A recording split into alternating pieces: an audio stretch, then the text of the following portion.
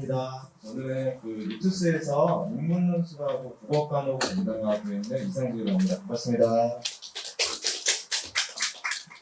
오늘 자리는요, 학부모님들 대상으로 입시 논술 관련된 정보들도 좀 드리고 궁금하셨던 점들 이렇게 좀 해소시켜 드리려고 만든 자리입니다.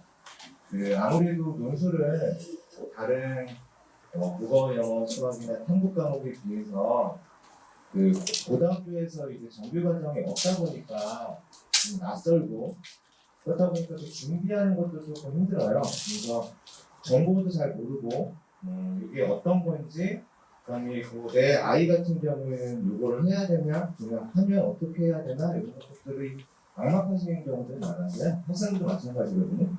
그 관련된 정보도 드리고 그래서 이제 판단을 학부모님들이 하시게끔 좀 용이하게 해드리기 위한 자리입니다. 오늘 제가 제 말씀을 앞쪽에 한 30분 정도 수시랑 논술 연결해서 전반적인 말씀을 좀 드리고요. 뒤쪽에 또 한 30분 정도 저희 이제 목동관에 또 한 분 논술 선생님 계시는데 진리영 선생님께서 논술에 관련된 세부적인 내용들을 한번 말씀을 드릴 거예요. 예를 들어서 대학별로 유형이나 그다음에 최저 기준이나 이런 것들 저는 좀 앞부분에는 큰 틀에서 말씀을 먼저 드릴게요. 제가 앞쪽에 이제 말씀을 드리고자 하는 건 크게 세 가지입니다. 뭐냐면 이건 학생들이 이제 가장 궁금해하는 것 중에 하나예요. 물론 이제 어머님이나 아버님들도 궁금하실 텐데 첫 번째는요. 논술 이거 해야 하나? 혹시 칠판 보이시나요? 여기 좀 어두워서. 네. 이게 이제 첫 번째 해결해야 되는 부분이고요. 두 번째는 만약에 그래서 논술을 해야 된다면 학생들이 현실적으로 제일 궁금해하는 건데요. 합격 가능성이 어떻게 되나? 이게 이제 두 번째 말씀드릴 얘기고요. 세 번째가 이제 그렇다면 내가 이제 만약에 해야 되는 상황이라면 이거 도대체 어떻게 준비해야 되나? 요 크게 세 가지 내용입니다. 이제 학생들이 제일 궁금해하는 거예요. 처음 시작할 때.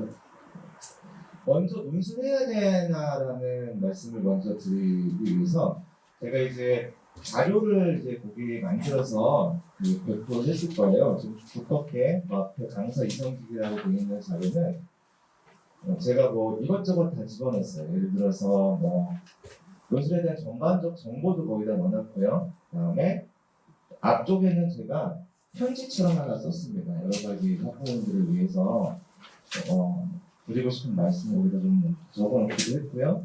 그다음에 논술에 있을 때 포인트들 되는 것들도 적어놨고, 그다음에 합격 수기나 아니면 이제 언론사 기고문 썼던 것들도 좀 올려놨어요. 이제 참고하시라고.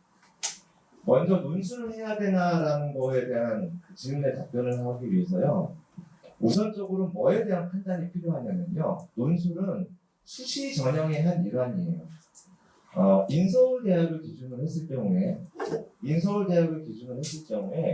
교과부에서 15개 대학을 찍어서 정시를 40% 이상으로 만들라고 압박을 줬었죠. 그게 이제 조금 시간이 지났는데 그 대학들이 그 정시 인원들을 거의 40%로 맞췄어요.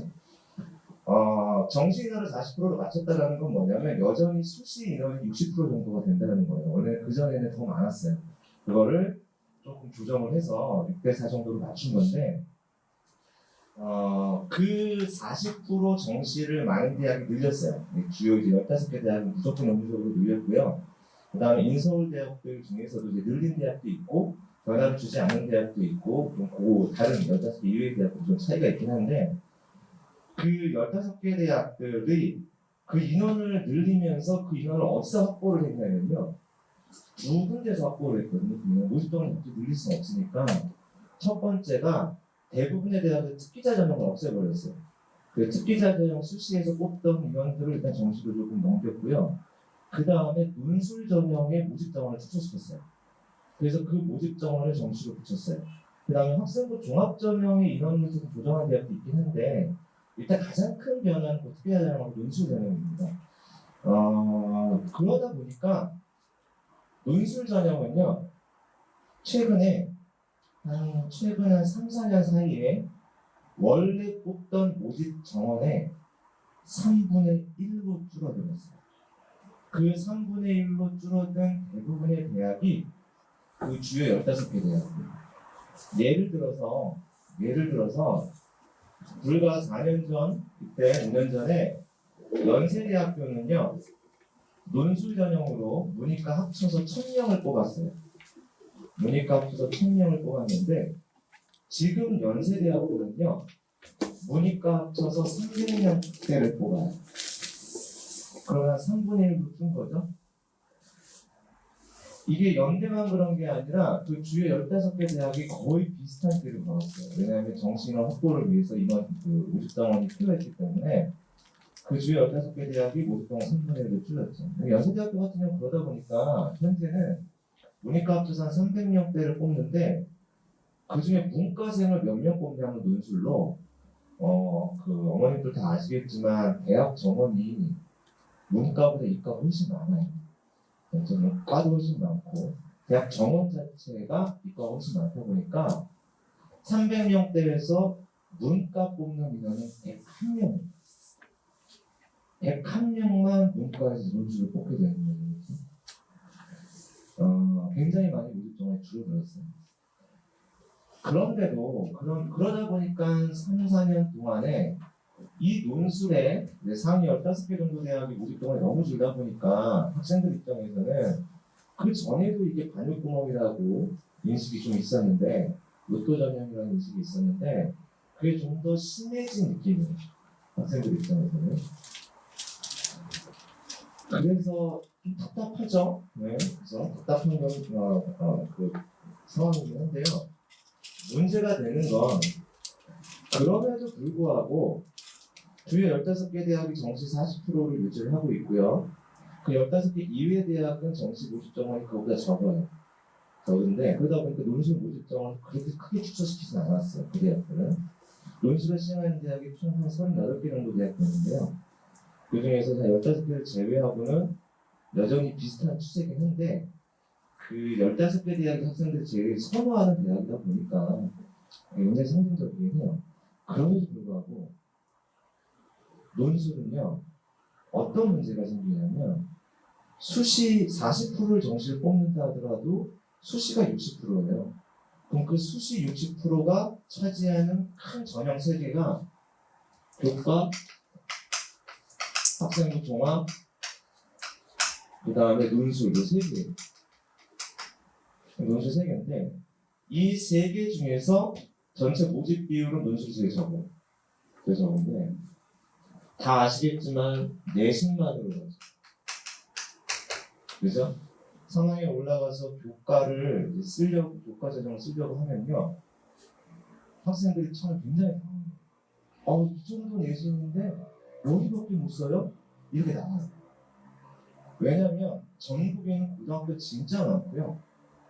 지방에 있는 고등학교로 내려가면요, 내신 1등급 대가 그냥 우스워요. 우습게 깔려 있어요. 근데 교과는 내신만으로 뽑잖아요. 그리고 고등학교 평가 전혀 없어요. 그러니까 이 교과 전형을 쓰는 건 진짜 압도적인 내신이 아니면 원하는 대학을 실제로 제대로 들어가기 생각보다 쉽지가 않아요.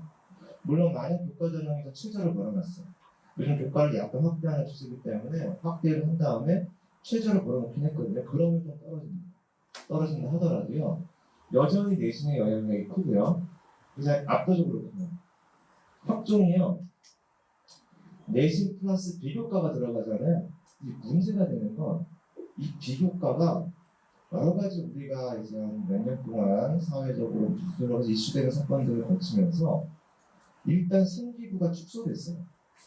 생기부가 이전에 4, 5년 전 선배들에 비해서 쓸 수 있는 생기부 자수도 제한되고 굉장히 축소가 됐고요.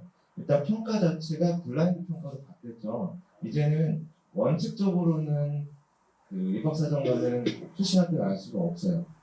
이게 학교들은 그 부인하더라도 일선 사교육에 있는 사람 입장에서는 학생부 종합전형은 이건 그냥 눈에 보이는 학교 평가다, 고교 평가제다. 왜냐면 똑같은 내신 3등급이 일반고 내신 3등급과 외고 내신 3등급 달리 평가받고 있었잖아요. 학종으로 들어가는 것 보면.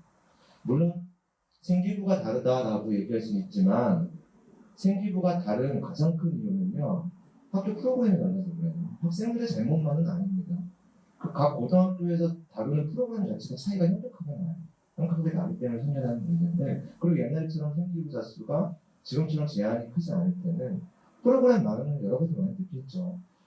그런 게 일종의 고교평가적 성격이 있었는데 일단 블라인드 평가로 바뀌었어요. 물론 여러 가지 꼼수를 이용해가지고 입학사정관이 학교를 판단할 수 있다라는 거 그럴 수도 있을 거라고 충분히 생각이 들긴 하는데, 어쨌거나 제가 말씀드리려는 건, 게다가 자기소개서가 이제 올해부터 폐지가 됐죠.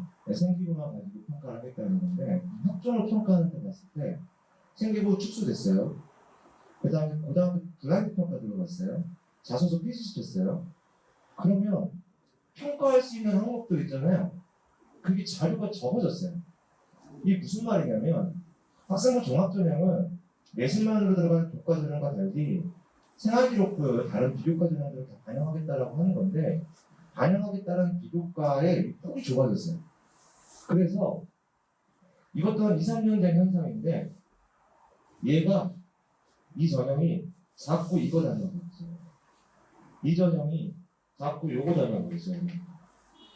이거는 2, 3년 동안 이미 벌어졌던 현상이에요. 이제 가장 먼저 일어났던 것들이 특목고예요. 네, 외고나 각종 자사고 특목고에서 이 현상들이 먼저 벌어졌어요. 이게 무슨 말이냐면, 이제 그 어떤 외고라고 칠게요. 어떤 외고에 내신이 5등급이에요. 5등급이면 4년 전, 5년 전 선배들은 이 등급 갖고 어느 대학을 충분히 합격을 했어요. 학생부 종합전형으로. 지금 택도 없습니다. 택도 없는 상황이 지금 2, 3년 동안 또 벌어지기 시작했어요. 그래서 제가 판단하기에 한 2등급 정도 차이가 나는 것 같아요. 4, 5년 전 선배들하고 지금 상황에서 보면은 들어갈 수 있는 학생부 종합전형으로 들어갈 수 있는 게 한 2등급 가까이 차이가 나는 게 아닌가라는 생각이 들어요. 말씀드리기는 조심스럽지만 저는 서울에 있는 외고 수업을 되게 많이 나갔었는데, 그리고 가까운 명덕 외고 수업도 꽤 오래 했었어요. 제가 명덕 외고 수업 나갈 때 학생부 종합전형 지도하면서 6등급 대 정도 되는 친구들 전부 중앙대에 지원시켜서 거의 합격률이 한 7, 80%입니다. 6등급 때. 지금 명덕외고에서 6등급 때가 중앙대 합격 쓰겠다고 하면 말도 안 된다고 해요. 그게 옛날에 말이 안 되는 상황이 아니었거든요. 제가 말씀드리는 건 특목고에서부터 시작을 했지만 이게 일반고까지 와서 얘가 점점 예달만 하고 있어요. 평가에서 항목들이 줄어들기 시작했기 때문에. 요는 이 두 개가 내신의 영역이 너무 강화되기 시작을 했어요. 이 부분에 대한 거를 이제 먼저 주지를 하셔야 됩니다. 그러면 교과는 다 똑같은데요. 학생부 종합전형은 고등학교별로 좀 차이가 있긴 해요. 고등학교별로 차이가 있는데 이제 뭐 외고 자사고에 좀 차이가 있긴 하지만, 제가 일반고 기준으로 말씀을 드리면 평균적인 입시 실적의 일반고 기준으로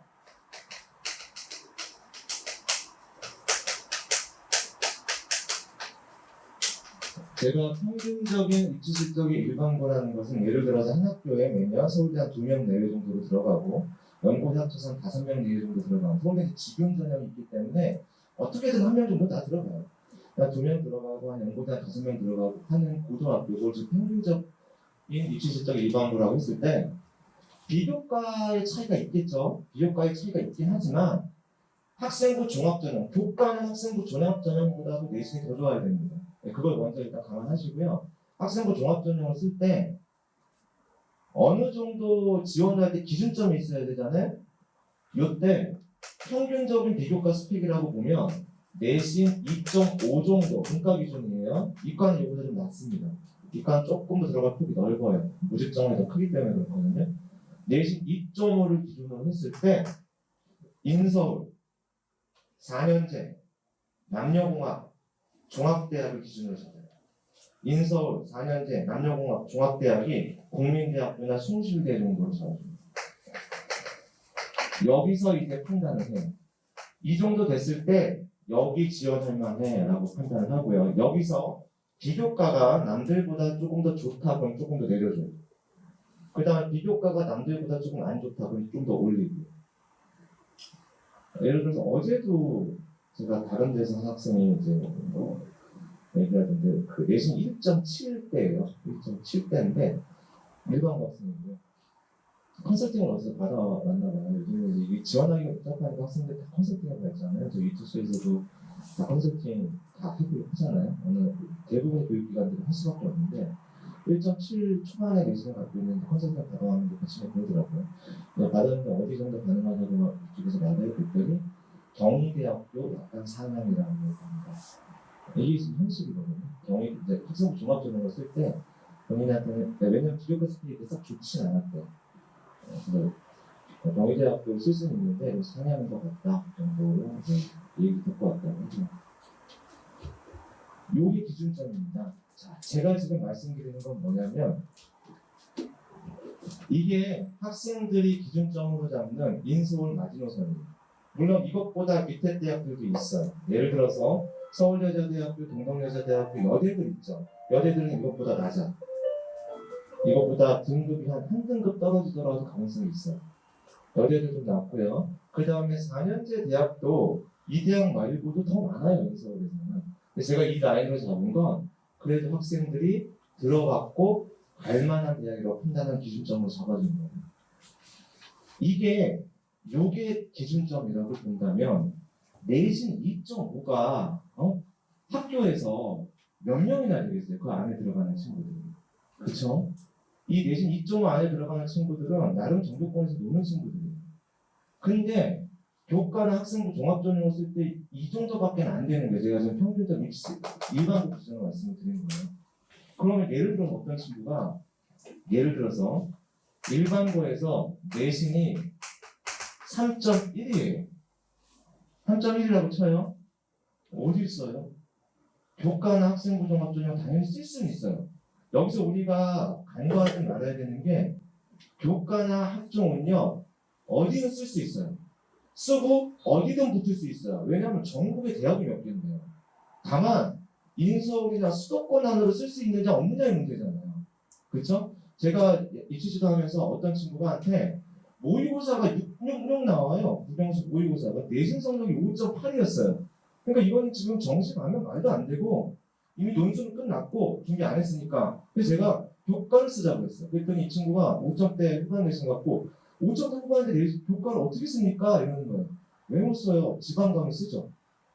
저 지방으로 내려가면 교과전형 굉장히 많아요. 진짜 설정되어 있다는 교과전형. 그럼 5점대 후반 가지고도 합격 다 돼요. 근데 이제 우리가 원하는 건 그게 아니라 인서울, 더 넓으면 경기권 나중에 바운드리잖아요. 그랬을 때 3.1 내신 가지고 교과나 학종을 쓰려고 하면 일단 인서울은 거의 불가능해요. 문과 기준으로. 그럼 여기가 어느 정도 평균적으로 쓸 수 있는 내신대냐면 경기대학교. 요 라인들을 쓸 수 있어요. 경기대학교, 그 다음에 단국대학교도 본캠 힘들고 천안 캠퍼스 요 라인들을 쓰게끔 유도를 한단 말이에요. 근데 학생 입장에서는 그게 싫은 거예요. 자기는 내신 3.1이면 그게 나쁜 내신만은 아닌데 이거 가지고 그거밖에 못 쓴다라는 게 이제 답답한 거예요. 그러면 이제 그 친구는 선택을 해야 돼요. 어떤 선택을 해야 되냐면 그래 수시 다 버리고 정시 올인하자 있어요. 수시 다 생각 안 하고 정시 올인하자 이런 친구들이 있어요. 전체 수험생 중에 전 대략 한 10% 정도 아니면 15% 정도 되는 것 같은데 수시 아예 다 버리고 정시 올인하자는 친구들은 어떤 친구들이냐면요. 모의고사 성적 굉장히 상위권으로 나오는데 내신이 안 좋아요. 많아요. 전국의 모의고사 성적은 굉장히 상위권인데 내신이 안 좋은 친구들이 생각보다 많습니다. 이런 친구들은 주로 이제 그 입시 실적이 좋은 고등학교 다니는 친구들이에요. 굉장히 실적이 좋은 자사고나 특목고 다니는 친구들 중에서 이런 애들이 있거든요. 그런 친구들은 아니 학종이나 교과를 쓰려면 너무 낮아지잖아요. 그러니까 정시 올인. 논술도 싫어. 정시 성적 워낙 잘 나오니까 정시 올인. 이런 부류가 있고요. 또 어떤 친구가 있냐면 그냥 성적 맞춰서 대충 갈래. 이런 친구 생각보다 많아요. 그래서 뭐 수신이 정신이 나 그런 거 생각하기도 싫어. 그냥 나는 지금 내가 나온 성적 가지고 맞춰서 갈래. 이런 부류도 꽤 많아요. 그런 친구도 다 합치면 그래도 한 15% 정도 되는데 대부분의 학생들은 수시를 생각을 하잖아요. 그러면 이 친구가 수시로 제 생각을 하게 되면 어떻게 해야 되느냐? 선택이에요. 아까 말씀드린 것처럼 정시 맞춰서 그냥 갈래라고 생각을 하면 어떻게? 그냥 뭐 내신으로 가든 모의고사 성적으로 정시로 가든 가겠죠. 근데 만약에 그게 아니라 나는 수시로 갈래라고 생각을 하면 이 교과는 학종을 쓸 건지 논술을 쓸 건지에 대한 판단을 해줘야 돼요. 근데 이제 그럼 상담을 받겠죠? 학교 선생님하고 상담을 받았을 때 본인이 어느 정도 쓸 수 있다는 나이를 듣게 돼요. 그걸 처음 듣는 게 3학년 올라가서요. 그것도 상담을 좀 일찍 해주면 3, 4월에 들을 수 있는데 상담이 좀 늦어지면 7, 8월에 거든요. 자기가 어느 정도 갈 수 있다는 거. 근데 그때 가가지고 난 거기 못 가겠어. 거긴 도저히 못 쓸 것 같아. 근데 수능 성적은 잘 안 나와. 그럼 이 친구가 선택할 수 있는 건 논술밖에 없는 거예요. 그래서 7, 8월 돼가지고 전혀 논술을 안 하다가 그때 논술 시작하는 애들이 그래서 많이 나오는 거예요. 그때 판단들을 하기 때문에. 제가 이 말씀을 왜 드리는 거냐면요. 3학년 올라가기 전에 2학년 겨울방학 때 3학년 1학기 내신이 아직 확정이 안 됐죠. 근데 3학년 1학기 내신을 올린다 하더라도 드라마틱하게 평균 내신을 올릴 수가 없어요. 1, 2학년 누적이 들어가기 때문에. 그걸 아주 객관적이고 현실적으로 판단해줘야 돼요. 2학년 겨울방학 때 현재까지 받은 내신을 가지고 내 아이가 이 내신 성적 가지고 교과나 학종으로 쓸 때 어디 정도 쓸 수 있는지를 먼저 판단하셔야 돼요. 그 판단은 그렇게 어렵진 않아요. 제가 그 판단하라고 기준점을 좀 잡아드린 거예요. 일반고 기준으로. 그리고 이 판단은 각 고등학교의 입시 결과 자료에 다 들어가 있어요. 아이가 다니는 고등학교 있잖아요. 거기에 3년치 3배 누적 데이터만 보면 대충 어디 가는지가 판단이 돼요. 그게 제일 중요한 자료입니다. 컨설팅 받는 자료보다 실제로 각 고등학교에 있던 자료를 먼저 확인하셔야 돼요. 컨설팅은 평균적 데이터를 활용하는데 이 교과는 상관없는데 학종 같은 경우는 학교 간 차이가 워낙 크기 때문에 학교에 한 3년치 누적 데이터가 제일 중요해요. 근데 이 3년치 학교 데이터가 공개가 금지되어 있어요.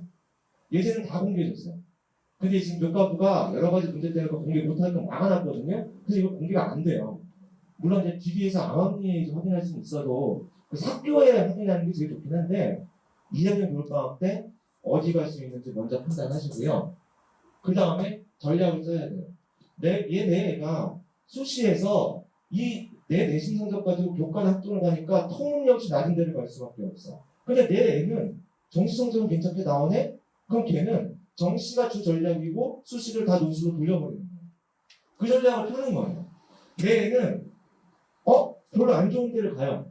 이거 가지고. 근데 모의고사 성적은 더 안 좋아. 이 내신 성적보다 모의고사 성적이 더 안 좋은 상황이에요. 이게 정시간이면 큰일 나.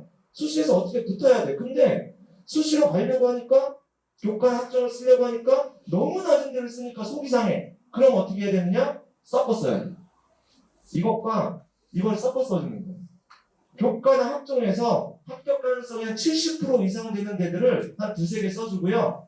70% 이상 되는 데 두세 개 써주고, 왜냐면 그 두세 개도 정시로 가는 것보다 높은 대학이기 때문에 두세 개 써주고 나머지 두세 개 또는 세네 개를 논술로 돌려주는 거예요.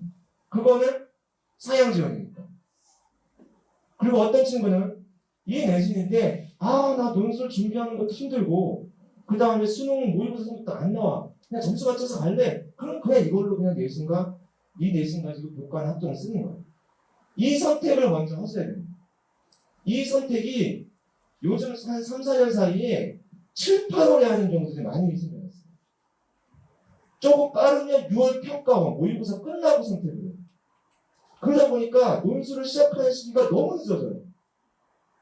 제가 한 5년 전만 해도 논술은 거의 바이블처럼 2학년 겨울방학 때부터 대부분의 학생이 시작한다. 조금 빨리 시작하면 2학년 여름방학 때부터 시작하는 친구도 있었거든요. 근데 모집 정원이 많이 줄어들면서 중요도가 좀 떨어지니까 조금 늦춰진 것까지는 이해가 되는데 여름방학 때 시작을 하면요. 어떤 문제가 생기냐면요. 원래 독해력이 좋고 원래 글쓰기 능력이 좀 좋아요. 그 친구들은 여름방학 때부터 하더라도 빠르게 습득해가지고 충분히 가능한데요. 원래 독해력이 떨어지고 글쓰기 능력이 상당히 떨어지는 친구는요. 여름방학 때부터 뭘 시작해가지고 다듬어 줄 수가 없어요. 글이 그렇게 빨리 오르지가 않아요. 실력이. 그리고 그때 시작을 또 했으면 무슨 문제가 생기냐면 과부하가 걸려요. 이제 한 7, 8월에 시작을 하죠. 수능 3개월 앞두고 있어요. 걔가 수능을 안 볼 수가 없잖아요. 그죠? 그럼 점점점 시간이 가면 수능에 대한 압박감이 생기니까 이 친구는 그때 논술 처음 하잖아요. 한 번도 해본 적이 없는 영역을 처음 하는 거예요. 보통 논술 처음 하면 처음 두세 달 학생들이 굉장히 낯설어요. 이런 거 배워본 적이 없으니까. 근데 그 낯섦이 학생들한테 나름 고통일 수도 있잖아요. 그 낯섦은요, 수능 3개월 앞두고 시작해요. 진짜 바보 같은 거예요. 그 낯섦을 원래 지금 시작을 해줘야 되잖아요. 지금 조금 여유 있을 때. 자, 일단은요, 꼭 요거 먼저 판단하셔서요, 내 아이가 논술해야 되느냐 말아야 되느냐에 대한 결정을 먼저 하는 게 저는 급선무라고 생각을 합니다. 제 기준에는 어떠냐면 결국 논술 경쟁률이 여전히 높게 유지가 되잖아요.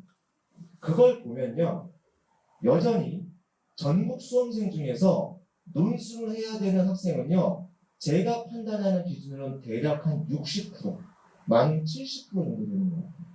결국 교과나 학종과 논술을 섞어 쓰든 아니면 논술만 쓰든 어쨌거나 논술을 지원해야 되는 친구들의 비중이 전체 수험생 문과생 기준으로 한 60%, 길어지면 70% 정도 되는데 이 학생들의 절반 이상은요, 논술을 뒤로 쫙 밀어놓고 나중에요. 그래서 상당 부분이 허수가 되어버렸어요. 그래서 쓰긴 쓰는데 본인도 알아요. 써놓고 자포자기 하는 거예요. 그냥 이게 되겠어요? 이렇게 생각을 해요. 그래서 이 판단 먼저 좀 했으면 좋겠고요. 이 판단. 그래서 요거 기준으로 먼저 판단을 해야 된다는 말씀드리고요. 합격 가능성에 대한 말씀을 잠깐 드리면요. 로또죠. 로또라는 말 있잖아요. 논술은 로또 전형이다. 논술이 로또 전형이다라는 말이 있는 건 아주 심플합니다. 경쟁률 때문에 그래요. 압도적으로 높은 경쟁률을 가지고 있으니까 정시, 수능 가가지고 정시 있잖아요. 정시 평균 경쟁률 적으면 2대1, 많으면 5대1, 보통 평균 3대1 정도 내로 가는 형성된다고 보고, 교과 평균 경쟁률 적으면 2대1, 많으면 10대1, 학교마다 편차가 있는데 대략 평균 한 5대1 정도 나온다고 치고요. 학생부 종합정리한 경쟁률 3대1, 많으면 15대1, 조금 20대1까지 나오는 경우 있는데 평균 10에서 15대1. 논술은요, 지금 제가 말씀드렸던 전형의 평균 경쟁률에 비해 가지고 압도적으로 높아요. 평균 경쟁률이요, 대략 40에서 50대 정도가 떠요. 가장 적은 대학이, 낮게 뜨는 대학이 연세대 미래 캠퍼스 정도, 원주 캠퍼스 있죠? 그게 한 10대 1 내외. 가장 많이 뜨는 대학은 작년, 재작년 기준으로 경희대, 한의대. 경희대, 한의대가 문과생을 뽑아요. 인문 논술로. 거기가 한 300대 1 정도 나옵니다. 학생들이 선호하는 성균관대학교, 서강대학교, 경희대학교, 중앙대학교 요 라인들 있잖아요. 그 라인들의 경쟁률은 보통 40에서 100대 1 사이에서 결정됩니다. 100대 1 사이에서 결정이 되는데 압도적으로 높죠. 근데 여기서 우리가 고민을 해줘야 되는 건 뭐냐면 3, 4년 사이에 모집점을 줄어들면서 학생들이 논술에 대한 집중이나 중요도가 상당히 떨어지면서 논술 이 학습을요 잘 안 해요. 굉장히 안 합니다. 저는 체감으로 많이 느껴요. 예컨대 윈터 수업을 이제 고등학교 예비고사 학생들 대상으로 했을 때 4, 5년 전에 여기 문과 학생들 윈터 논술만 거의 100명 가까이 들어요. 근데 지금 보면 한 20명. 거의 뭐 5분의 1로 줄어들었죠? 그러면 나머지 5분의 4들은 논술을 안 하느냐? 그렇지 않거든요. 언젠가 해요. 근데 그걸 지금 미루는 거예요. 그래서 미루는 건데 어쨌거나 3, 4년 사이에 일어났던 그 현상 때문에 논술 준비를 잘 안 하고 시험장 들어가는 호수가 너무 많아졌어요. 이게 엄청 많아졌어요. 이건 제가 현장에서 많이 경험하는 건데 제가 그 경험을 앞에 편지를 하나 써놨어요.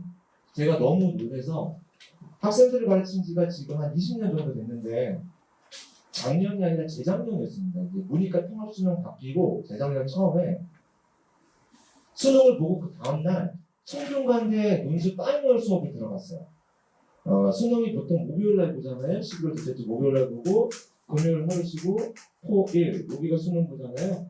그럼 요때 요 토요일이 성대 시험이에요. 성대 논술 시험. 요 토의 이틀 동안에 한 10몇 개 대학들이 시험을 봐요.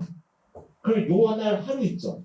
요 날 하루 성균관대 시험장 들어가는 애들 불러놓고 파이널 수업 같은 걸 해요. 파이널 수업은 몰랐던 걸 새로 가르치는 수업이 아니에요. 이미 성균관대 다 연습 끝내놓고 수능 공부하면서 한 2, 3주 논술 안 하거든요. 그때 까먹었던 걸 리마인드 시키는 거예요.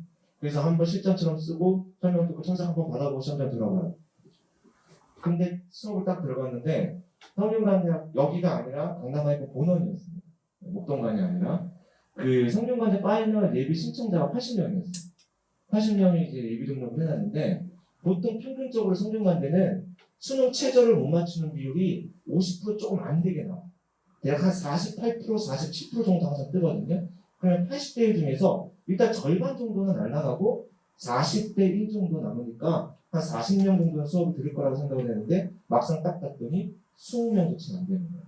처음 경험해봤어요. 그 해가 문이과 통합수능 첫 시행이었어요. 문과생들 최저 못 맞춰가지고 박살이 났어요. 아주 아수라장이 났거든요.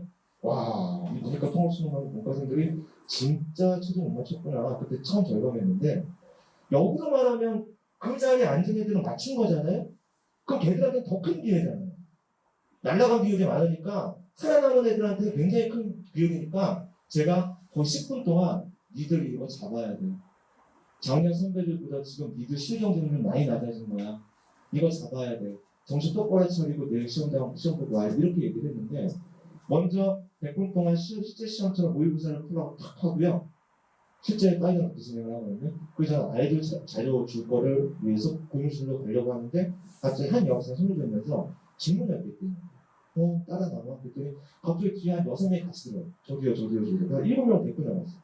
채 20명이 안 되는 그 애들 중에서 7명이 저를 따라왔어요. 그 동물 와가지고 뭐가 궁금하니? 물어봤더니 뭐였냐면 저 논술 한 번도 해본 적 없는데 이거 어떻게 쓰는 거예요? 내일 시험. 그 논술 강사 20년 하면서 처음 들어보는 거였어요. 너무 놀래가지고 학교 어디야? 제가 학교를 물어보는 건 내신을 확인하려고 하는 건데 뭐 국제고등학교였어요. 내신을 확인해보니까 6등급 때. 너 6등급 때 갖고 너 성균관 성적 절대 못 쓴다는 거 너 알았지? 알고 있었대. 그럼 너 논술해야 된다는 거 알고 있었지? 알고 있었대. 근데 왜 지금까지 논술 한 번도 안 했어?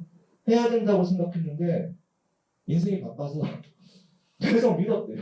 믿으다 보니까 수능을 보고 지금까지 와버린 거야. 뒤에 6명이 똑같이 저도요. 한 번도 안 해봤는데 저도 한 번도 안 해봤는데 완전 깜짝 놀랐어요. 방법이 없잖아요. 해설가 있다가 다 미리 나눠줬어. 자, 니들 어차피 못 써. 가서 문제 한번 보고 해설가 있다가 읽어봐. 그리고 안 읽은 것처럼 하고 덮고 한번 써봐. 이렇게 했거든요. 그리고 쓰게 한 다음에 수업을 진행하는데 그중 총 7명 중에 한 3명이 안 되거든요. 이게 뭐 하는 거지? 너무 처음 듣는 얘기니까 조용히 가방을 싸서 나가는 거예요. 이게 제가 놀랬던 상황인데요. 제가 드리고 싶은 말씀은 논술을 해야 된다고 생각을 하면요. 나중에 여기서 말씀드려야 되는 거지만 먼저 빨리 판단해가지고 시작했으면 좋겠어요. 논술은 벼락치기가 안 돼요. 외우는 것도 없어요. 꾸준히 실력을 끌어올려야 되는 거기 때문에 좀 그렇게 이게 수능 공부에 전혀 방해가 안 돼요. 논술 일주일에 요만큼 투자하는 게 수능 공부에 방해된다는 건 말이 안 되거든요. 저 국어도 방해하니까 그건 말이 안 되는 상황인데 너무 학생들이 늦춰요. 생각하는 문제인데 다시 일로 와서 이런 허수가 엄청 많아졌어요. 두 번째, 최저가 안 되는 비율이요. 평균적으로 50%는 나와요. 평균적으로 50%는 나와요. 그러면 직관적으로 판단하기 쉽게 말씀드리면 제가 10명을 가르쳐요. 10명을 가르치면요. 제가 가르친 학생들 중에서 허수가 없겠죠? 그쵸? 가르치는 학생 중에 호수가 없을 거 아닙니까? 가르치는 기간은 한 6개월 정도 이상 된다라고 한 친구들 중에서 평균적으로 항상 보면 5명은요 최저의 문제가 생겨요. 이 최저의 문제 생기는 건 고3 학생들이 재수생보다 더 커요. 재수생들이 최저 맞추는 비율이 좀 더 높아요. 고3 학생들은 워낙 할 게 많기 때문에 그리고 고3 학생은 상향 지원을 더 높게 해요. 기본적으로 논술은 상향 지원인데 N수생들도 무조건 상향 지원을 시키는데 N수생들은 한 번 실패 경험이 있기 때문에 무분별한 상향 지원을 하지 않아요. 그런데 고3 학생들은 상향 지원을 많이 해요. 본인 안 되면 좀 재수할 거예요. 이 각오로 하는 거죠. 저도 만약에 그 각오 있다고 그냥 하라고요. 저는 못하긴 안 하거든요. 그냥 너 만약에 부모님이라고 얘기했고 만약에 다 떨어져서 재수할 수 있는 각오한다면 상향 지원해. 논술은 상향 지원이니까. 그러다 보니까 최저 못 맞춘 한 5명은 나와요. 그럼 나머지 5명이 최저를 맞추죠. 그렇죠? 그럼 매년 평균적 데이터가 10명 가르치죠. 10명 가르치면요. 이 중에 합격자가 2명에서 3명 정도예요. 저희 입주수가 이 합격률이 높은 편이에요. 이거는 이제 N수생들 같은 경우는 조금 더 높은 감이 있긴 한데요. 이렇게 보면 10명 중에 2명, 많으면 3명이잖아요. 되게 적은 것 같죠. 근데 최저가 안 되는 걸 생각하면요. 한 40%에서 50%의 합격률이 나오는 거예요. 이게 절대 비합리적 전략이 아니라고. 최저만 충족이 된다면, 꾸준히 연습을 한다면, 허수가 아니라고 했을 때. 그래서 이 부분에 대한 생각을 잘 좀 판단을 하셔야 돼요. 제가 생각하는 허수 지원은 무분별한 지원은 어떤 거냐면 학종을 쓰는데 뻔히 보이거든요. 택도 없다라는 거. 근데 그건 저만 보는 게 아니라 모든 사람이 다 알아요. 근데 거기다가 헤딩하고 있어요. 그건 진짜 무분별한 지원입니다. 그런 전략보다는 차라리 노력해서 조금 올릴 수 있는 전략이 합리적이고 합격률을 봤을 때 이게 절대 로또 전형만은 아니라고 생각을 해주셨으면 좋겠어요. 근데 전체 경쟁률과 10명 가르쳤을 때 한 2명, 많으면 3명 정도밖에 못 붙는다는 생각에 학생들은 로또라고 생각을 하지만 꼭 그렇지 않더라는 거죠. 자, 그랬을 때 이거 어떻게 해야 되는 거? 마지막으로 어떻게 준비하는 거냐면 아까 말씀드린 건데요. 논술은 벼락치기 안 돼요. 처음 보는 유형들이기 때문에 차분하게 그 유형들이 어떤 건지 익혀나가고요. 그걸 중심으로 계속 쓰기 연습을 해줘야 돼요. 해석과 쓰기 연습을 해줘야 됩니다. 그럼 자기도 모르게 조금씩 느는 거예요. 외울 게 없어요. 그냥 계속 논리적 사고력을 키워주는 거고요. 쓰기 능력을 키워주는 거예요. 그게 자기도 모르게 조금씩 변해가거든요. 그래서 논술은 가장 합리적으로 준비하는 게 뭐냐면 이게 고등학교에서 가르치는 과목이면 문제가 안 되는데 고등학교 개설이 안 돼 있잖아요. 솔직히 말씀드리면 논술 전형 이거는 좀 바뀌어야 돼요. 고등학교에서 가르치지 않는 전형을 가지고 대학 입시에서 뽑는다는 건 말이 아니에요. 고등학교에서 가르쳐야 돼요. 그런데 현실적 여건 때문에 논술을 과목에서 개설 다 못하고 있는 건데 어쨌거나 지금 현실에서는 이게 안 되잖아요. 그럼 학생들 대부분 학원을 다닐 수밖에 없어요. 논술 때문에. 보통 학원이 3시간, 어떤 학원은 4시간, 어떤 학원은 3시간 반 이렇게 다르거든요. 요 수업 시간에 쓰고요. 설명 듣고요. 첨삭을 받아요. 그런데 요때 쓰기 시간이 부족해요. 보통 대학이 쓰기 시간이 100분, 많으면 2시간이거든요. 그럼 못 쓰죠, 다 과제예요. 다음 시간까지 해야 돼요. 그 다음에 써서 첨삭을 하죠? 그러면은 좀 부족한 게 있죠? 그럼 선생님들이 요거 다음 시간까지 다시 한번 써와봐. 리라이팅을 시켜요. 그렇게 과제나 리라이팅 같은 걸 하는데 플러스 한 2시간. 그러면 제가 생각하는 일주일에 논술에 투자하는 시간이 주당 학원 시간까지 합쳐서 5시간에서 6시간. 네? 이렇게 그냥 쭉 끌고 나가요. 이렇게 쭉. 근데 처음에 많이 말씀드린 것처럼 처음 시작하면 2-3달이 굉장히 힘들어요. 낯설어서. 그 낯설음을 수능 다가오기 훨씬 전에 경험을 해놔야 돼요. 그래서 이렇게 쭉 끌고 나가게 만드는 전략이 가장 합리적입니다. 자, 제가 요 3가지 크게 말씀을 드렸고요. 마지막으로 정리해서 말씀드리면 특히 3학년 올라가는 학부모님들 혹은 지금 2학년 올라가는 학부모님들 다 비슷한데요. 학생이 갖고 있는 내신 성적 가지고 교과나 학종을 어디 갈 수 있는지 먼저 판단하시고요. 그 다음에 내가 받은 모의고사 성적 있죠? 그걸 가지고 정시를 갈 수 있는 대학이 어딘지 판단해서 논술을 해야 되느냐 말아야 되느냐 판단을 먼저 하셨으면 좋겠고요. 만약에 논술을 해야 되는 상황이라면 지나치게 뒤로 미루지 마시고요. 부담 안 가게끔 먼저 시작하는 전략이 훨씬 유리하다는 거 저 말씀 꼭 드렸으면 좋겠습니다. 자, 뒤에 이어서요. 질기영 선생님이 이제 논술 전형에 대해서 아주 디테일한 부분 있잖아요. 그 말씀을 좀 드릴 겁니다. 자, 말씀 들어주셔서 감사드립니다. 여기까지 할게요. 설명드리겠습니다. 저는 국문전수관과 진입니다. 별로 이렇게 마이크 안 대고 해도 잘 들리시죠? 네, 그냥 하겠습니다. 저는 앞부분에 이제 또 너무 길어지면 좀 힘드실 것 같아서 혹시 진행하는 과정 중에 좀 이상 선생님하고 어떤 부분을 설명할지를 좀 나누기는 했는데 혹시라도 중간에 좀 겹치는 부분이 있으면 말씀해 주시면 그 부분 빠르게 스킵하도록 하겠습니다. 자, 일단 저는 뭘 설명을 드릴 거냐면 기본적으로 이제 이번 연도 입시와 이번 연도 이제 논술 전형과 관련해서 구체적인 부분들을 말씀드리고 어떤 식으로 준비를 하고 어떤 학생들이 준비를 해야 되는지를 말씀드릴 건데요. 여기 이제 나와 있는 모든 자료들은 여기 제가 따로 실어놨습니다. 이쪽이 훨씬 더 자세하기 때문에 굳이 뭐 사진 찍으셔도 아무 상관없기는 하지만 굳이 그렇게 필요는 없으실 거예요. 그래서 요거 어느 부분에 나와 있는지 제가 보면서 설명을 드리도록 하겠습니다. 일단 첫 번째는 논술 이제 합격률에 대한 얘기를 먼저 말씀을 드려야 되는데요. 일단 솔직하게 말씀드려서 주변에서 논술로 합격했다는 아이들 굉장히 별로 흔히 보기 좀 어려우실 거예요. 사실 실제 논술 합격률이 한 10%에서 15% 정도밖에 안 됩니다. 이게 아예 거짓은 아니고요. 반은 거짓이고 반은 진짜.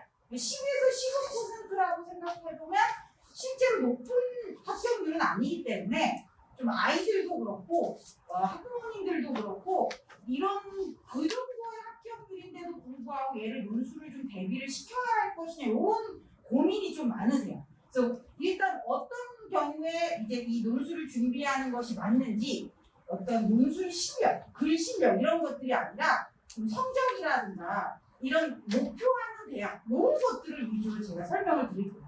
자, 일단 합격률이 낮은 시험인 것은 맞는데 첫 번째 그 이유가 뭐냐면 논술이 대입 전형 중에서 유일하게 선지원 후 시험 방식입니다. 그러니까 잘 생각해 보시면 학생부 종합 전형도 그렇고 그 다음에 뭐 수능도 그렇고 성적이 나와 있는 상태에서 지원을 해요. 그러니까 예를 들어서 수능 성적의 경우에도 기본적으로 아이들이 내가 이 성적을 가지고 숭실대 정도 갈 수 있을 것 같다. 그러면 좀 질러봐야 홍대 정도 지를 수 있어요.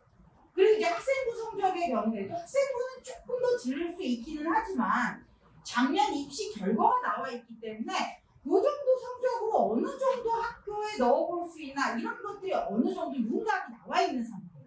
근데 논술은 유일하게 먼저 지원을 하고 다음에 시험을 봅니다. 그러니까 내가 지금 이 학교를 갈 수 있을지 없을지를 아예 시험이라든가 글 실력이 나와 있지 않은 상태에서 지원을 하다 보니 다른 전형은 좀 누울 자리를 보고 다리를 뻗어요. 근데 애초에 논술은 숭실대 갈 수 있는 아이 성적인 아이가 뭐 이제 그 경희대 가보려고 하고 건국대 가려고 하는 갈 수 있는 성적 나오는 애가 성균관대 준비하려고 준비하는 게 논술이에요. 그러니까 애초에 목표가 다릅니다. 다른 전형은 나와 있는 성적을 가지고 맞춰서 가는 건데 논술은 애초에 원하는 대학교를 가려고 쓰는 전형입니다. 그러다 보니까 다들 상황이 물론 이제 재수생들의 경우에 불안하니까 보험 한두 개를 들어놓기는 해요. 쫄딱 망했을 경우를 대비하기는 하는데 대부분의 경우에 아까 말씀드렸던 것처럼 건대 갈 수 있는 아이가 성균관대나 서강대 가려고 준비하는 전형이다 보니 엄청 다들 상향일 수밖에 없고 그 상향이기 때문에 당연히 합격률이 좀 낮아질 수밖에 없습니다. 자, 이게 첫 번째 이유고요. 두 번째는 이 실제 이거는 실제를 말씀드린 것이라면 요거는 약간 논술과 관련해서 오해를 말씀드릴 텐데 실제 논술 지원자 중에 50에서 80%는 논술 때문에 떨어지는 게 아니라 최저 등급 때문에 떨어져요. 이거는 제가 좀 이따가 아예 보여드릴 텐데요. 기본적으로 이거는 실제 학교에서 매년 발표하는 수치로 드러납니다. 그러니까 아이들 중에 특히 제가 맨날 제 동반에 있으니까 작년에 6개 정도 논술 다 썼는데 다 떨어졌어요. 이렇게 말하는 아이들 중에 6개를 진짜 온전히 다 시험 보러 간 애들이 굉장히 듭니다. 거의 대부분은 6개 중에 2-3개 정도만 시험을 보러 갔고 2-3개는 뭐냐? 최저가 없거나 굉장히 낮거나. 그러니까 나머지 최저가 좀 있는 학교들의 경우에는 다 시험을 못 보러 간 거예요. 그러니까 그 아이들은 논술로 떨어진 게 아니고 수능 때문에 떨어진 아이들입니다.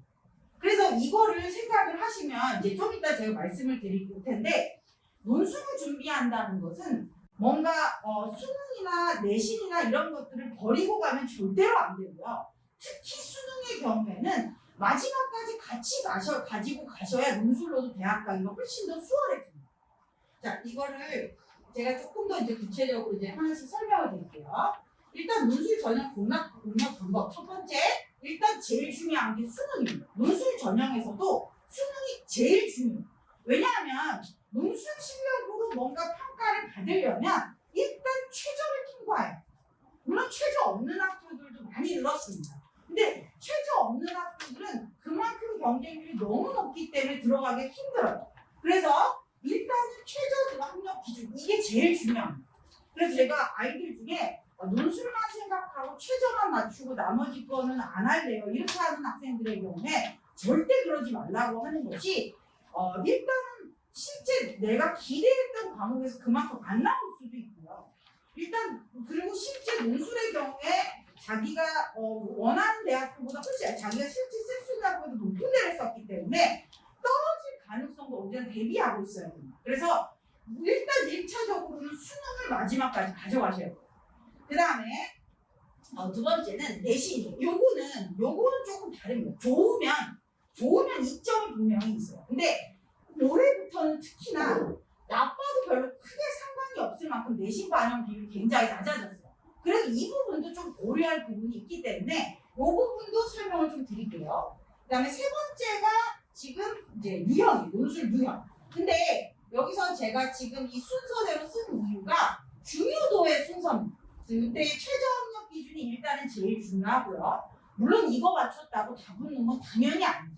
근데 일단 그 실력 가지고 경쟁을 해보려면 최저가 맞아야 되니까 일단 이게 첫 번째로 중요하고요. 그 다음에 내신, 그 다음에 유형. 요거는 피해갈 수 있는 부분들도 굉장히 많기 때문에 이거는 아주 중요한 요소는 아닙니다.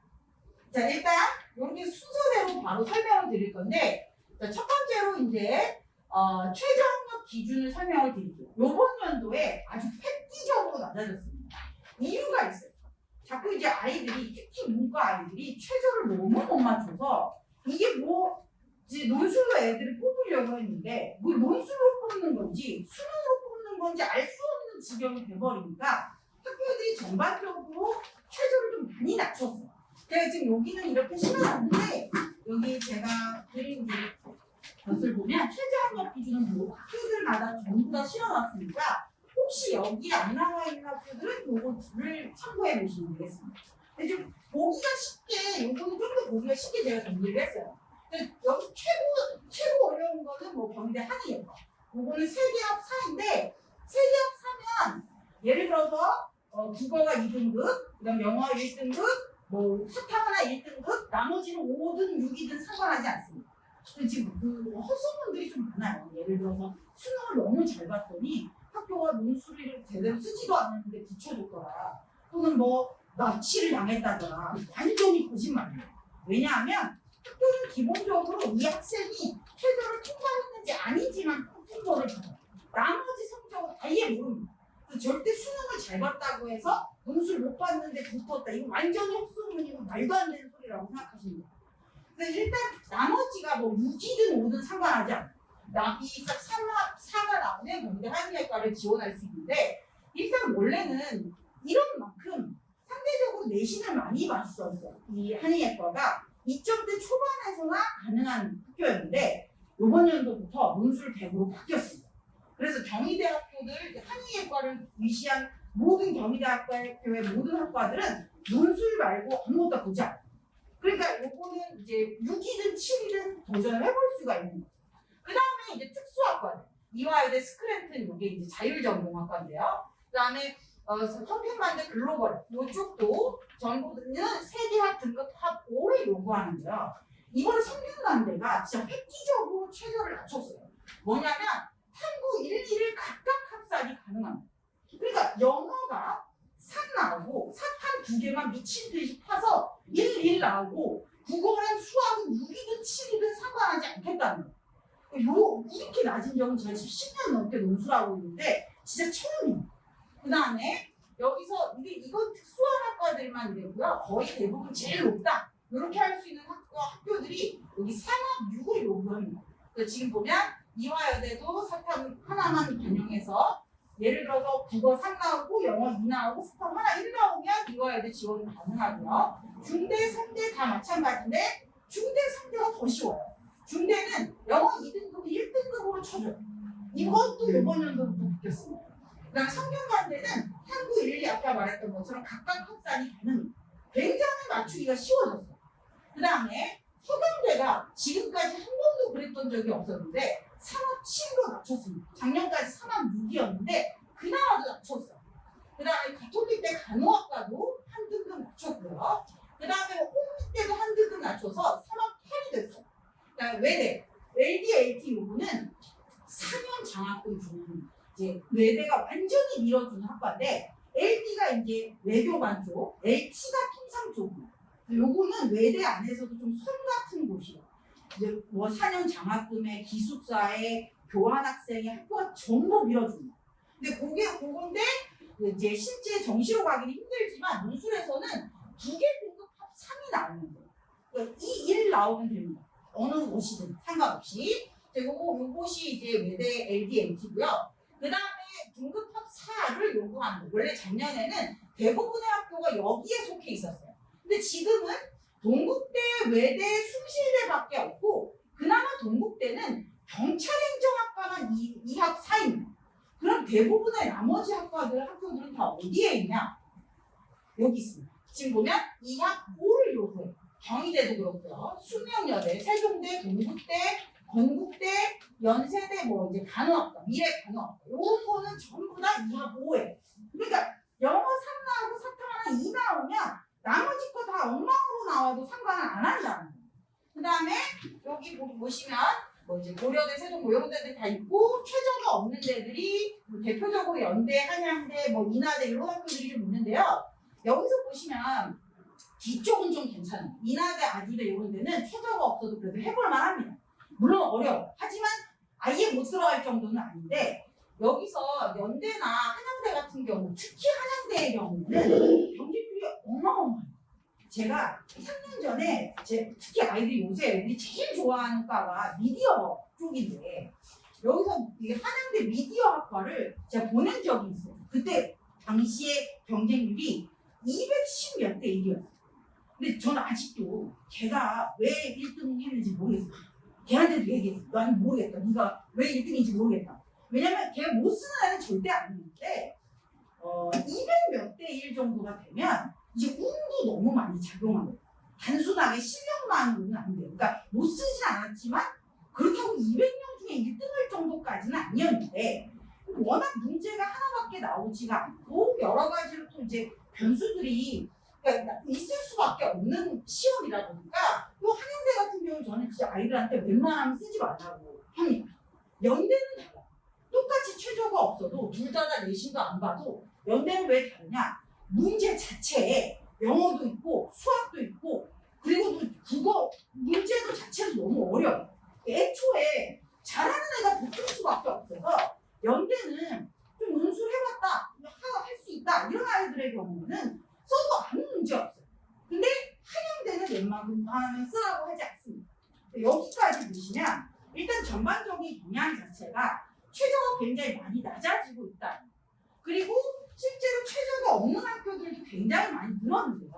그럼 이렇게 보시면 이제 어떤 의문이 생기실 수 있어요. 제가 아까 50에서 80%는 최저 못 맞춰서 떨어진다고 말씀을 드렸는데 이렇게 낮은데 이것도 못 맞추냐? 못 맞춥니다. 진짜요. 자, 이거를 수치로 제가 이게 보여드릴게요. 이제 2023학년도는 아직 나오지 않아서 2022학년도에 중앙대가 발표한 최저 출문율을 보시면 지금 이거 보세요. 이거. 지금 보면 90%가 못 맞췄어요. 지금 그때 수능이 조금 어렵긴 했어요. 근데 이게 지금 3만 6이었는데 너무 못 맞춰서 최초 경쟁률은 46대 1, 뒤에 소수점 빼고 말씀드릴게요. 46대 1 정도 됐어요. 그러니까 이제 아이들 입장에서는 학생부 종합전형이나 이런 것과 비교해봤을 때 경쟁률이 너무 어마어마하니까 논술 못 가겠구나 생각할 수 있어요. 그런데 최저가 10% 정도밖에 못 충족을 시키다 보니까 실질 경쟁률은 거의 4.9대 1이에요. 그러니까 이게 4명, 5명 중에 1등 하면 된다는 얘기예요. 이게 보시냐면 아까 말씀드렸던 것처럼 일단 50에서 80% 이건 좀 극단적으로 90%까지 최저를 못 맞춰서 떨어졌어요. 그러니까 논술로 대학을 가려면 일단 최저를 정확하게 맞출 수 있어요. 그게 안 되면 지금 논술 저 중대 논술 떨어졌어요 라고 말하는 아이들 중에 10명 중에 9명은 논술로 떨어진 아이들이 아닌 거예요. 일단 기회를 받으려면 수능이 좀 나와야 됩니다. 그러니까 이렇게 되면 실제로 이 경쟁률이 어마어마하지 않아요. 물론 이때는 수능이 좀 어려웠고 문과 아이들이 워낙 못했기 때문에 그래서 조금 더 낮아진 것은 있지만 보통 좀 높아져도 10대 1 정도밖에 안 됩니다. 학생부 종합전형하고 별로 다르지 않은 정도의 경쟁률이기 때문에 지금 물론 당연히 10대 1이든 6대 1이든 5대 1이든 간에 어쨌든 간에 그 안에서 5명 중에 1등은 해야 되고 10명 중에 1등은 해야 되니까 논술 잘해야 되는 건 맞죠. 그렇지만 일단은 실제로 지금 이 정도의 수치를 보여줄 것 같으면 아마 학교들이 그렇게까지 글이 마음에 들지 않아도 울며 겨자 먹기로 뽑은 애들도 좀 있을 거예요.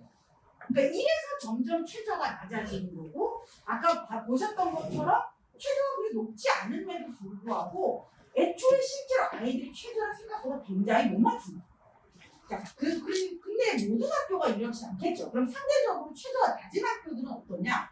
경희대는 학교 레벨에 비해서 사실 중대하고 별 차이가 없죠. 보통 우리가 중경외시라고 하는데 중앙대 다음에 바로 경희대라고 보통 하는데 중앙대는 3개하고 6인데 경희대는 2개하고 5예요. 그러다 보니까 지금 보면 굉장히 낮아요. 최저가. 그래서 지금 보시면 최초 경쟁률이 엄청나요. 일단 2개와 5는 어떻게든 맞출 수 있을 것 같으니까 다들 쓰는 거예요. 근데 이 당시에 이렇게 최저가 낮은데도 불구하고 여기 보시면 여기 이거 하나 빼고 나머지는 최저 충족률이 50%가 안 됩니다. 그러니까 아이들이 실제로 최저를 못 맞추고 떨어지는 애들이 논술을 못해서 떨어지는 애들보다 훨씬 많다는 거예요. 하지만 이거 보시면 실질 경쟁률, 이 최저가 다 걸러지고 난 다음에 남은 애들도 지금 보시면 꽤나 높은 정도의 경쟁률을 자랑합니다. 그러니까 이걸 뭐를 뜻하는 거냐면 최저가 낮은 학교를 지원하면 논술로 붙기도 좀 힘들어. 물론 이제 경희대는 특히 이래요. 다른 학과는 이렇지 않습니다. 예를 들어 송대나 동국대 같은 경우에는 최초 경쟁률이 애초에 물론 과마다 좀 다르고 연마다 다르지만 한 30, 40대 1 정도밖에 안 됩니다. 그래서 실질 경쟁률도 홍대 같은 경우에 한 10대 1 정도밖에 안 되는 경우가 많은데 경희대가 좀 특히 애들이 선호하고 또 최저도 낮고 이러다 보니까 여전히 실질 경쟁률이 높기는 한데요. 이것이 이제 의미하는 바는 아까 말씀드렸던 것처럼 논술로 대학 가기가 쉬워지려면 최저를 높여서 수능 성적을 높여서 상향으로 하는 것이 논술로 대학 가기가 오히려 좀 더 쉬워질 수 있어요. 아까 말씀드렸던 최저 없는 학교, 뭐 광대라든가 인하대라든가 이런 학교들 생각해 보세요. 그러면 최초 경쟁률이 최후 경쟁률, 실질 경쟁률. 걔네들은 이게 기본적으로 수능 최저로 걸러지는 아이들이 없기 때문에 그냥 최초 경쟁률이 마지막까지 그대로 이어집니다. 그럼 당연히 붙기가 훨씬 더 힘들어질 수밖에 없어요. 논술로 대학 가기 훨씬 더 쉬워지려면 일단 수능 최저를 맞추려고 노력을 해야 합니다. 특히 그 수능 최저가 좀 높은 학교들을 공략하는 것이 실질 경쟁률을 낮출 수 있는 겁니다. 이것이 일단 제가 첫 번째로 논술 관련해서 말씀드릴 수 있는 팁입니다. 자, 그 다음에 두 번째는 이제 내신인데요. 내신은 아까 말씀드렸던 것처럼 좀 덜 중요하기는 해요. 왜냐하면 이번 연도부터 너무 내신을 안 보는 방향으로 많이 바뀌었기 때문에 사실상 거의 대부분이 논술만 가지고 가게 되는 방향으로 점점 변하고 있습니다. 근데 이제 이런 게 있어요. 이제 내신 성적이 좋은 학생들은 어디든 써도 돼요. 근데 내신 성적이 나쁜 학생들은 좀 골라서 써야 되는 거예요. 당연한 것 같잖아요. 근데 이제 어떻게 생각들을 하시냐면 내 내신이 조금 안 좋으니까 나는 뭐 그렇게 높은 학교들은 상상도 못하고 그냥 적당하게 숭실대, 세종대 요 라인 정도 가는 걸 목표로 둬야지라고 생각할 수 있어요. 근데 내신이 안 좋으면 그 학교는 못 갑니다. 자, 보시면 여기 뒤에도 실어놨는데 뒤에 좀 더 자세하게 실어놨습니다. 여기 뒤에 E의 논술연합 내신 실질 반영표를 보시면 다 실어놨습니다. 여기 보시면 여기 지금 건대, 경희대, 그 다음에 뭐 요런 이제 논술 100% 있는 학교들, 요런 학교들뿐만 아니라 지금 보시면 서강대 보세요. 1등급하고 6등급이 지금 1.9점 차이.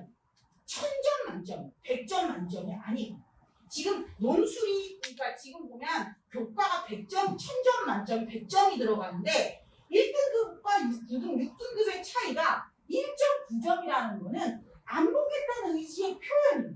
근데 가끔 이제 서강대가 발표한 내신 이제 붙은 아이들의 내신 성적을 좀 보면 좀 좋아요. 그럼 왜 그럴까요?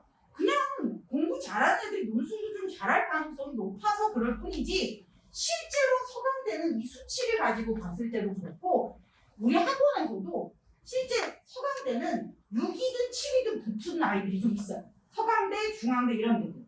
지금 여기 보시면 중앙대도 마찬가지예요. 중앙대 1등급하고 6등급이 4점이에요. 뭐 이게 요거에 비해서 굉장히 많아 보이긴 하지만 실제로 4점이 1000점 만점에 4점이니까 100점으로 환산하면 0.4점밖에 안 됩니다.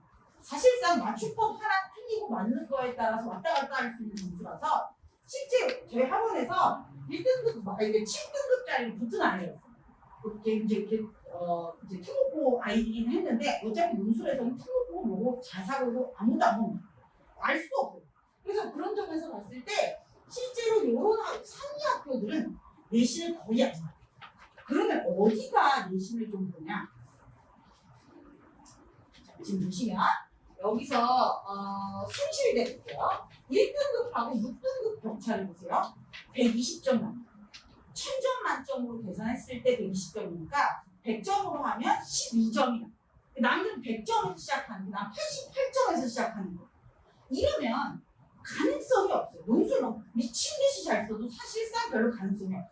근데 내가 내신이 나쁘니까 나는 숭실대나 세종대 정도로 쓰겠다. 애초에 떨어지려고 쓰는 거예요. 지금 보시면 여기 이제 이 숭실대뿐만 아니고 이런 학교들이 좀 경기대는 조금 사실은 좀 경쟁률이 좀 낮은 편이라서 좀 사실은 가끔은 5등급도 많이 붙으면 붙긴 하는데 이것도 보시면 작지 않죠. 80점 정도 차이가 나니까. 그러니까 인서울 라인들이 왜 이렇게 내신을 많이 보냐면요. 상위 학교들, 뭐 연대, 성대, 서강대 이런 학교들은 외국 과거 애들을 뽑고 싶어요. 근데 걔네들은 다들 아시다시피 너무 성적이 엉망이에요. 내신 성적이 너무 엉망이기 때문에 실제로 얘네들이 그렇게 내신 성적을 많이 보게 되면 그런 아이들은 뽑을 수가 없어요. 그래서 걔네들은 높은 상위 학교일수록 내신을 잘 안 봅니다. 근데 밑에 있는 학교들, 뭐 밑이라고 해봐야 이제 인서울 안에서 상대적인 위치이지 절대적으로 위치는 아니지만 숭실대, 세종대 이런 학교들의 경우에는 사실은 뭐 이제 특목고 아이들이 잘 가는 것은 아니기 때문에 학교 생활 충실히 하고 학교 성적 좋고 이런 애들 뽑고 싶어 하는 거예요. 그러다 보니까 이런 차이가 생겨서 그럼 논술로서 좀 좋은 내신 성적이 어느 정도냐? 2등급 최상, 1등급까지 필요 없어요. 2등급 최상, 3등급도 아주 좋아. 뭐든 해볼 수 있습니다. 진짜. 근데 그 다음에 좀 이제 평범하다. 4등급입니다. 그 다음에 5등급부터 조금씩 불리해지기 시작해서 6, 7, 5, 6, 7 같은 특히 6, 7의 경우에는 확실하게 골랐어야 됩니다. 어디로? 위로. 그래서 실제로 논술을 하면 안 되는 애들이 있어요. 어떤 아이들이 하면 안 되냐면 내신이 굉장히 안 돼요. 한 6, 7 이 정도 되는데 실제 최저가 위쪽을 안 나올 것 같으면 사실상 써봐야 의미가 없어요. 그러니까 내신이 좀 좋으면 최저가 좀 낮은 학교들 쓸 수 있으니까 문제가 안 돼요. 근데 내신도 나쁜데 최저도 안 나와? 이러면 사실상 논술을 준비를 해봐도 논술 때문에 떨어지는 게 아니라 수능과 내신 때문에 떨어집니다. 그래서 그런 차원에서 내신은 그 정도의 의미만 있어요.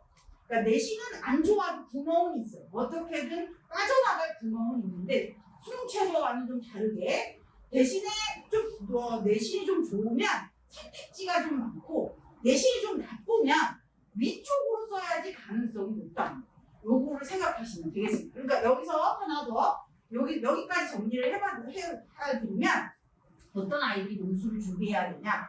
본인의 내신 성적이나 수능 성적보다 더 높은 데 가려고 하는 학생입니다. 그러니까 어떤 아이들이 준비해야 되냐면 지금 내가 갖고 있는 성적이 있는데 이 성적으로 내가 원하는 학교를 갈 수 있는가? 요거 따져봐서 준비하는 거예요. 아까 말씀드렸던 것처럼 여러 가지 사정상 논술 합격률이 높지 않음에도 불구하고 반전을 한번 꾀보려고 하는 거예요. 이 짧은 시간에 어떻게든 이 자기 욕심과 현실의 괴리를 좀 어떻게든 뛰어넘어보고 싶을 때 준비하는 게 논술입니다. 두 번째, 어떤 아이들이 그러면 논술을 준비를 할 수 있느냐? 내신이 뭐 좋거나 아니면 최저가 나오거나 둘 다 좋으면 좋겠지만 둘 중에 하나라도 좀 돼야 돼.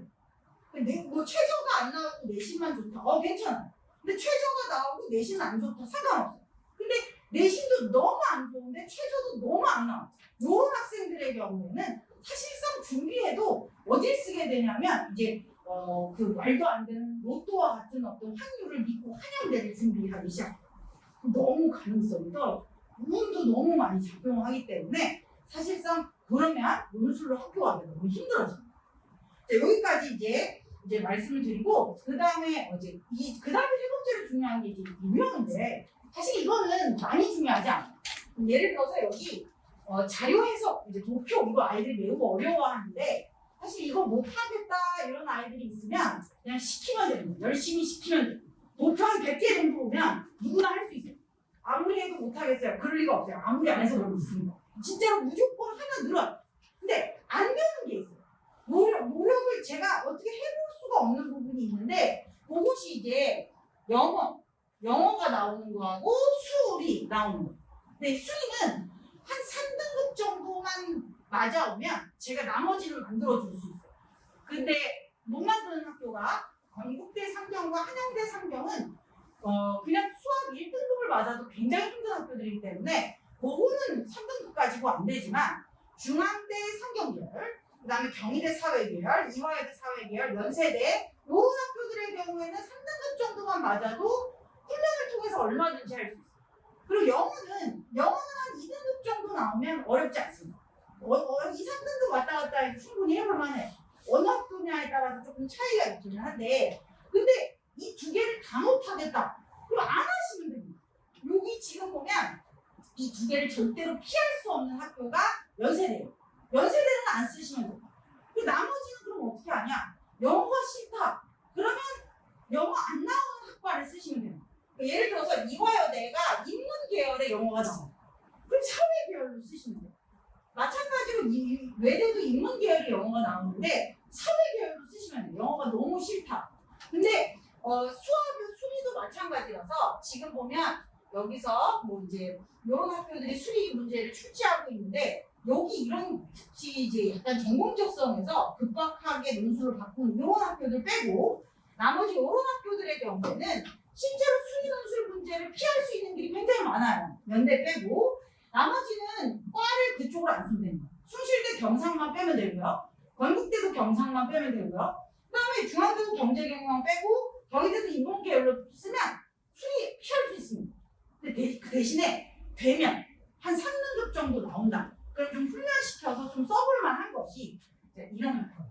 예를 들어서 이제 중앙대 경제경영에서 실제 실질 경쟁률이 10대 1 정도 된다고 칠게요. 10대 1 정도 되면 여기서 수리 문제가 있어요. 수리 문제만으로는 못 붙어요. 그러니까 이 문제가 어떻게 되어 있냐면 세 문제가 있는데요. 1번, 2번이 70점이고 인문 문제예요. 3번에 수리 문제가 조금 나오는데 요거는 잘 썼다고 붙지는 못하지만 못 쓰면 떨어지는 문제라고 생각하시면 돼요. 그래서 이거를 10대 1 정도 되는데 10명 중에 수리를 못 푸는 아이들이 있어요. 그 아이들이 반 정도 됩니다. 그럼 실제로 이 10대 1이 5대 1이 될 수 있어요. 그래서 수학이 좀 된다. 이런 학생들의 경우에는 이런 수리 점수 나오는 학과들을 좀 적극적으로 고려해 보셔도 나쁘지 않습니다. 지금 한 3, 4등급 나온다. 그럼 그때 내가 좀 경제 경영 쪽으로 쓰고 싶다. 그러면 열심히 하셔가지고 수학 성적 조금 끌어올리시고 한 6월, 7월부터 서서 조금씩 하시면 돼요. 여기서 이제 저희 그 학원에서 이제 하는 논술 단과의 특성이 기본적으로 거기서 또 논술을 안 그래도 인문 논술도 하기 힘들어 죽겠는데 수능 논술 수업도 또 줘야 되냐 그렇게는 못합니다. 그러면 아이들 너무 부담되고 너무 힘들어요. 수능 공부해야 되기 때문에. 그래서 수업 안에서 최대한 해결을 하고 나중에 뭐 이제 한양대랑 건대 정도 빼고 걔네들은 너무 본격적인 수학이라 나중에 뭐 방학 때라든가 뭐 사회 완성 이런 거라 좀 들어주면 좋고요. 그렇지 않은 경우는 수능 끝나고 조금 해도 상관없습니다. 그 전까지는 이제 인문 논술 수업을 들으면서 저한테 와서 뭐 과제 받아가고 체크 받고 요 정도로 충분해. 그렇게 조금 워밍업을 하다가 수능 끝나고 난 다음에 본격적으로 준비해서 하셔도 별로 크게 무리는 없을 거예요. 그러니까 조금 관심이 있으시다면 그런 쪽으로 수리 쪽으로도 생각을 해보시는 게 나쁘지 않습니다. 그러니까 이게 이래요. 이제 정시에서는 경제 경영하고 국문학과를 비교해보면 당연히 경제 경영 쪽 가기가 훨씬 더 힘들어요. 근데 논술은 딱히 그렇지 않습니다. 왜냐하면 논술은 기본적으로 경제 경영 계열에 다 그렇진 않지만 수리가 나오는 학교들도 좀 꽤 있고요. 그리고 이제 국문학과는 적게 뽑지만 경제 경영은 굉장히 많이 뽑습니다. 그래서 딱히 그런 학과를 가는 것 자체가 훨씬 더 뭐 어렵거나 아니면 좀 국문학과 이런 데는 상대적으로 쉽다 이렇게 말할 수가 없기 때문에 좀 자기가 원하는 학과, 원하는 학교 이런 데를 쓰기에 좀 적합한 전형이라고 생각하시면 돼요. 단 미디어 쪽은 웬만하면 안 쓰시면 너무 경쟁률이 높고 그리고 사실 그쪽으로 나가려고 하더라도 꼭 반드시 그거 전공해야 될 이유는 없기 때문에 웬만하면 저는 미디어 쪽은 좀 피해 쓰라고 하는 편입니다. 그거는 뭐 지금 당장 중요한 얘기는 아니고요. 네, 이렇게 유형이 이제 있다고 생각하시면 되고요. 자, 그래서 근데 이제 요거를 구체적으로 그러면 어떤 식으로 이제 준비를 해야 되냐 이거 그냥 간단하게 말씀드릴게요. 일단 지금 이제 초반에는 주요 대학에서 자주 나오는 유형들을 이제 정리를 합니다. 근데 이게 이제 정규반이나 아니면 윈터 이런 데서도 조금씩 하는데요. 그거는 이제 좀 쪼개서 나가고 글쓰기를 못해요. 시간이 나오지가 않기 때문에. 그 다음에 대면 첨삭도 안 됩니다. 이제 단과는 기본적으로 1대1 대면 첨삭을 무조건 기본으로 합니다. 글쓰고 이게 굉장히 중요해요. 그 다음에 조금 더 이제 본격적으로 여기 좀 연습이 됐다 이렇게 할 때 대학별 문제들을 전부 다 굴립니다. 그러니까 자기가 마음속으로 난 성대를 목표로 하고 있다. 하지만 그것만 쓸지 알 수 없어요. 그리고 그 당시 그때 가갖고 그걸 쓸지 안 쓸지도 알 수 없기 때문에 전체적으로 다 돌려가면서 내가 이 학교가 좀 좋구나, 나한테 이게 좀 맞구나 이런 것들을 좀 탐색하는 기간이라고 생각하시면 돼요. 그러면서 동시에 이제 주제 요것을 좀 정리하는 기간이고요. 그 다음에 이제 요거는 실제 원서 쓰기 전에 본격적으로 실전 연습하는 기간이라고 생각하시면 돼요. 그리고 원서 쓰고 나서부터는 이제 본격적으로 각각의 학교별로 나눠서 수업이 진행된다고 생각하시면 됩니다.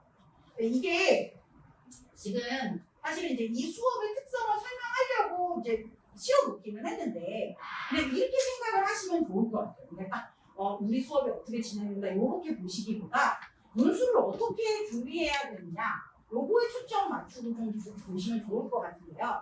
지금까지 제가 말씀드렸던 것처럼 일단 수능 너무 중요하고 내신은도 좀 어느 정도 영향이 있을 수 있어요. 그래서 논술은 기본적으로 절대로 수능과 내신에 지장을 주지 않는 범위 내에서 해야 합니다.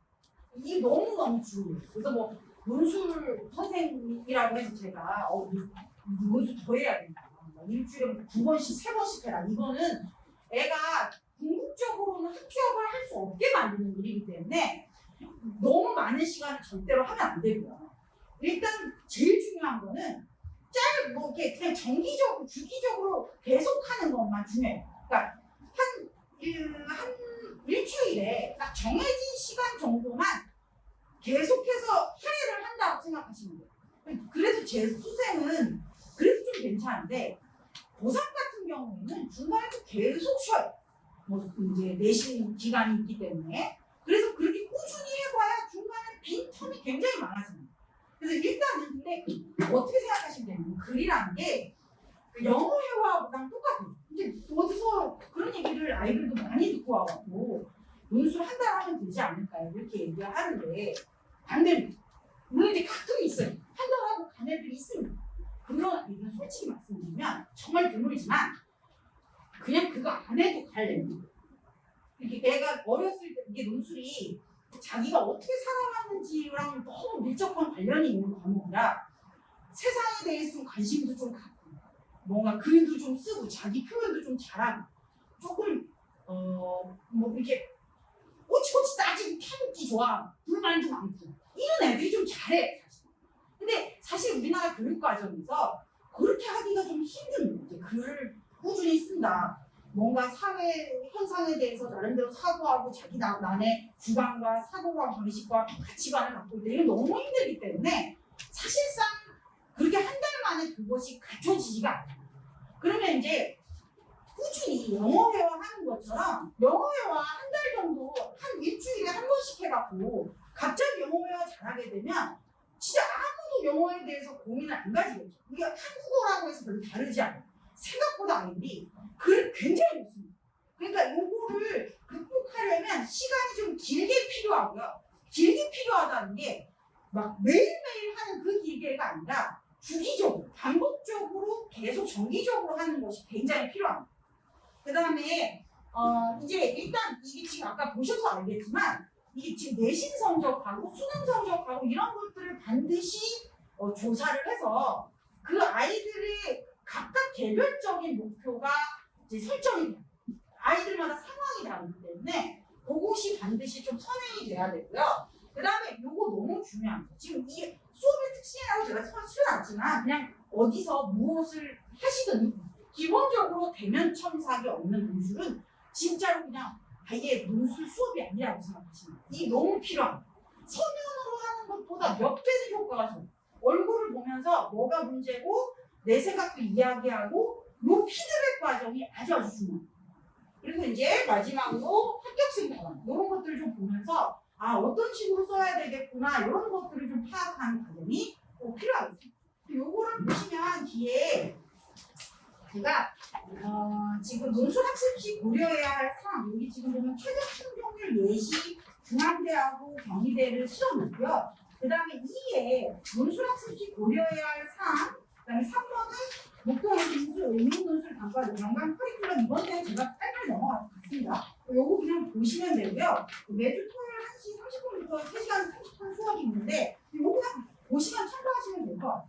그 뒤에 4번에 기출문제 및 해설이 있습니다. 이게 이제 성균관대 문제인데 아 요렇게 문제가 출제되는구나라고 좀 보시면 돼요. 여기 보시면 뒤에 해설과 예시라고 제가 다 실어놨어요. 각도가 좀 이상하게 했는데 보시면 이런 식으로 출제가 되고 이렇게 써야지 붙는구나 이렇게 생각하시면 됩니다. 이 정도의 답안 퀄리티가 나오기까지 좀 시간이 그거를 생각하시고 이제 아까 여기까지 정리를 해드리면 첫 번째 일단 내가 갈 수 있는 수능 성적과 내신 성적으로 충분히 내가 원하는 학교를 갈 수 있느냐 없느냐 요거를 가지고 논술을 할지 말지 결정을 하시면 되고 두 번째 이건 좀 자격의 문제인데 내신이든 수능 성적이든 둘 중에 하나는 좀 확실하게 갖출 수 있어요. 물론 지금 안 돼도 수능 성적 충분히 올릴 수 있어요. 이 정도는 괜찮은데 너무 미치어서 사실상 이제 올리는데 한계가 있어 보이는 경우 너무 실제로 이게 못 올릴 것 같다. 태도도 그렇고 여러 가지 측면에서 이러면 사실 논술을 하시는 게 의미가 없을 수 있습니다. 그다음에 이제 세 번째 꾸준히 기왕 하는 거 이제 하겠다라고 마음을 먹고 그 실제 이 간격을 뛰어넘으려고 생각을 하신다면 그만큼의 꾸준함은 굉장히 필요하겠습니다. 세 가지만 좀 생각을 해주시면 논술 준비하시는 데 좀 도움이 되지 않을까 싶습니다.